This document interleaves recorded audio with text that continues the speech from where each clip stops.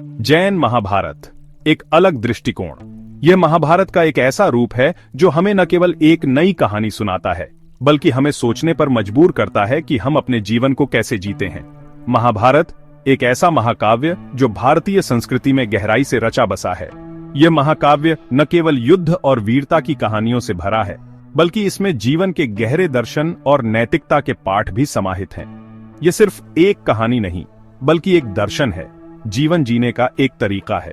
महाभारत हमें सिखाता है कि जीवन में संघर्ष और चुनौतियां अनिवार्य हैं, लेकिन इनसे निपटने का तरीका ही हमें महान बनाता है। जैन धर्म अपनी अहिंसा और सत्य की शिक्षाओं के लिए जाना जाता है।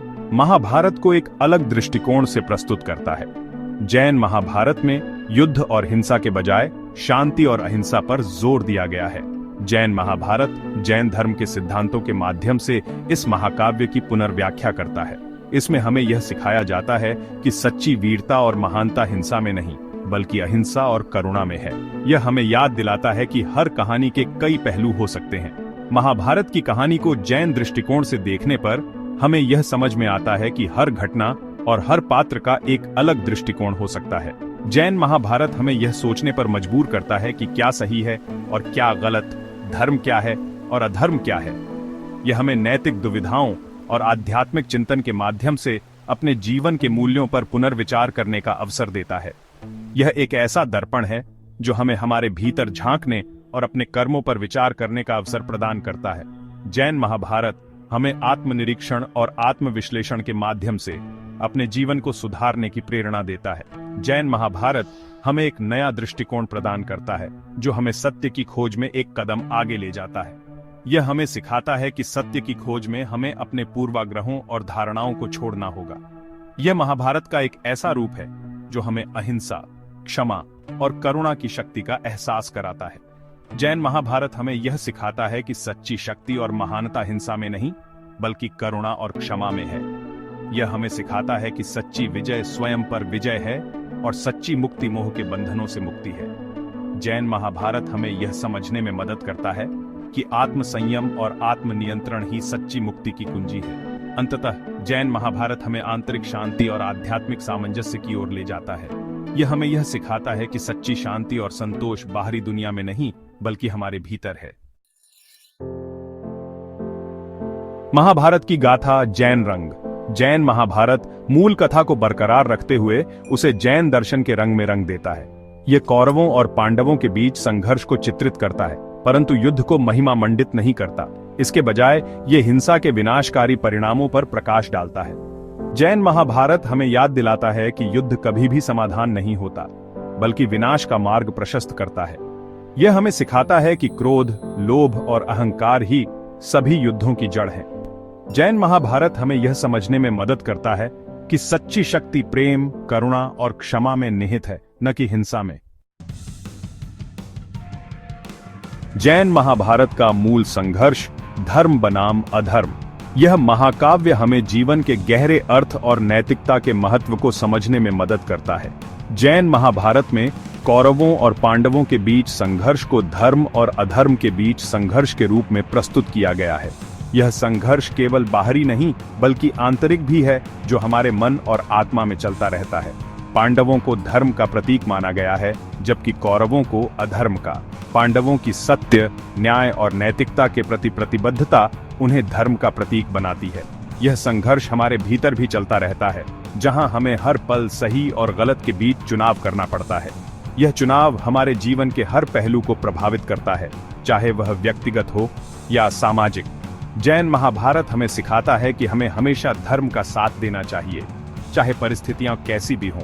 यह हमें सिखाता है कि नैतिकता और सत्य के मार्ग पर चलना ही सच्चा धर्म है। यह हमें यह भी याद दिलाता है कि धर्म की रक्षा के लिए कभी-कभी संघर्ष अपरिहार्य हो जाता है।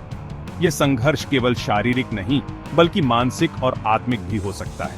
लेकिन यह संघर्ष अहिंसा और करुणा के सिद्धांतों का पालन करते हुए किया जाना चाहिए।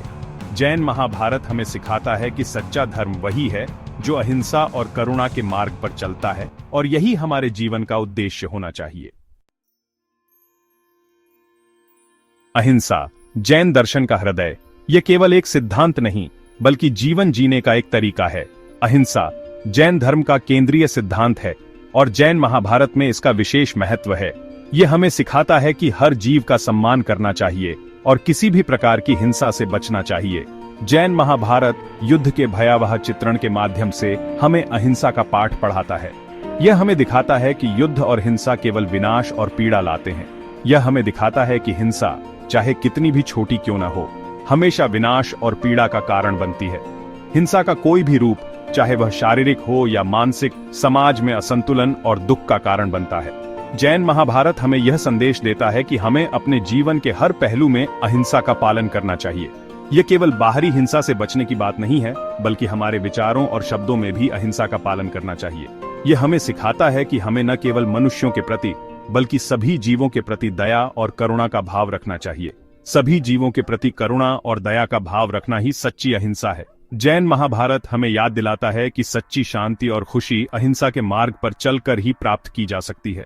जब हम अहिंसा का पालन करते हैं तो हम न केवल अपने जीवन में शांति लाते हैं, बल्कि पूरे समाज में भी शांति और सद्भावना का प्रसार करते हैं।